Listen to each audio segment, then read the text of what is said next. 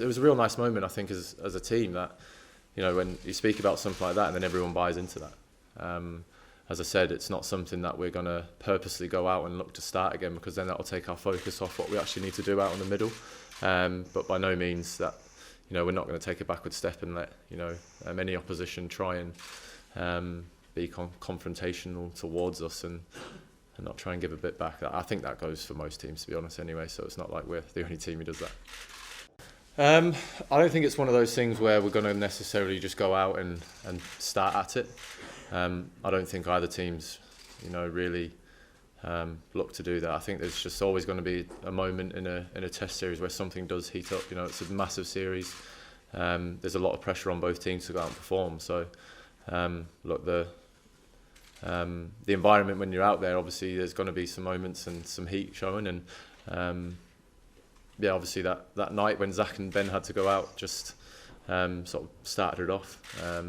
And look, we had the advantage of bowling last on in a test match to win. So yeah, we just threw everything that we possibly could at India, not only with our skills but also with their energy in the field as well. Yeah, I think, you know, if you get called back into a squad after a while, regardless of how old you are, you obviously you know, you want to showcase your skills that you've got, regardless of how old you are. You know, it could be Dawson coming back in, could be you know, I don't know, people might look to that who are sort of aging a bit, maybe, knowing that it's not the end of the road. And you know, I don't think Dawson's the type of person or character to maybe ever think that in the back of his mind, but yeah, it just shows if you keep working hard and keep putting in good performances consistently, then, you know, you're always going to be spoken about and be there or thereabouts. Overrate isn't something that I worry about, but that's not saying that I purposely slow things down. I do understand the frustration around it, but I honestly think there needs to be a real hard look at how it's structured. You know, you can't have the same rules in Asia where spin is bowling 70% of the overs to have the same laws in, you know, New Zealand, Australia, England, where it's going to be 70-80% of seam bowled, because a spinner's over takes less time than a seamer's over. So, you know, common sense would think that you should look at maybe changing how the over rates are timed in different continents.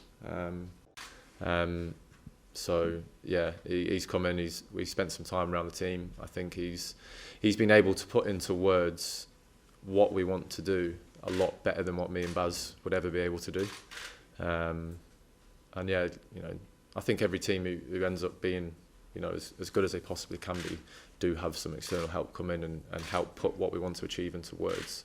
So yeah, look, we're just giving ourselves, you know, as much chance as we possibly can of kicking on to where we want to be, and we both felt that Gilbert was the right person to do that.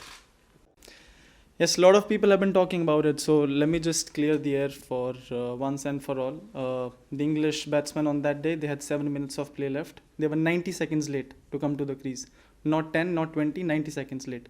Yes, most of the teams, they use this. Even if we were in a position, we would have also liked to play lesser overs, but there's a manner to do it.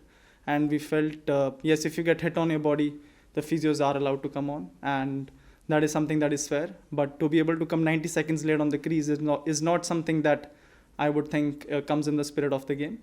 And just leading up to that event, a lot of things that we thought should not have happened, that it happened.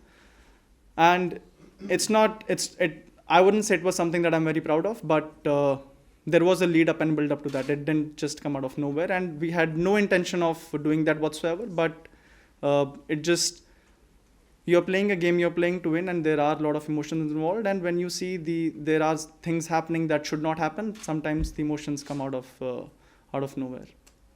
Yes, so definitely, I think the start of every series, even when we were in Australia, we spoke about how we can start and close the sessions well. And all the batsmen, all the players who are playing in the middle are aware of that we want to be able to close a session well. And at times, yes, we have done that well. But we have seen there's a trend, even when we are bowling, we have seen at the start of a session, we'd get some wickets. Or there would be no wickets in the session. At the end of the session, we'd get a wicket, and vice versa. Even when we are batting, we'd start a session very well, but when it's important to be able to finish a session, would lose a wicket, which definitely brings the opponent team back into the game. It is something that we are aware, but sometimes, it is not in your control. You try to do your best and it doesn't happen. So honestly, physically, I would say it's been less tiring, mentally more tiring. Because when you are there as a player, sometimes, you're just thinking about, you're waiting for something to happen, the ball to come to you. Where else when you're the captain, you're thinking most of the time. So you are involved more mentally. So I would say mentally it's been more tiring. Physically, it's actually been less tiring than when you're actually the player.